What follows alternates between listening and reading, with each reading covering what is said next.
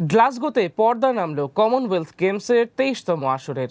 এবার সংক্ষিপ্ত পরিসরে আয়োজন হওয়ায় ছিল না জাঁকজমক আর প্রচারণা, তবে 71টি স্বর্ণ আর 77টি রূপাসহ মোট 171টি পদক নিয়ে বরাবরের মতো শীর্ষস্থান ধরে রেখেছে অস্ট্রেলিয়া।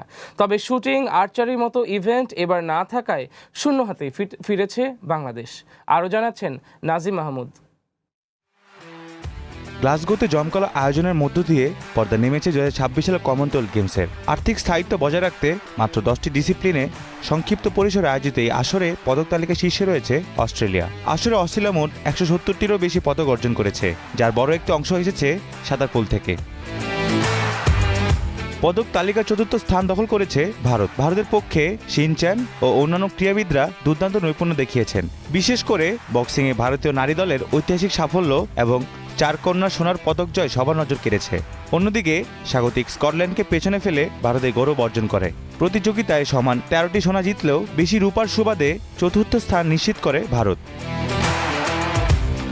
বাংলাদেশ দলও অংশ নিয়েছিল এই গেমসে। অ্যাথলেটিক্স, জিমনেটিক্স, সাঁতার ও বক্সিংয়ে 15 সদস্যের একটি ছোট দল পাঠায় বাংলাদেশ। তবে শুটিং ও আর্চারির মতো ঐতিহ্যবাহী ডিসিপ্লিনগুলো বাদ পড়ায় এবং প্রধানত কমনওয়েলথ পরিবারের সদস্য পদ বজায় রাখার কৌশলগত কারণে কোনো পদক ছাড়াই সন্তুষ্ট থাকতে হয়েছে বাংলাদেশ দলকে।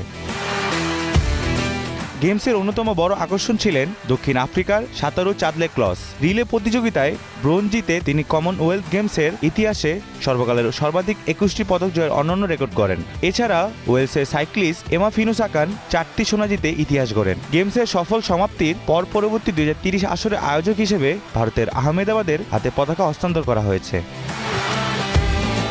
Nazim Mahmud, green news desk.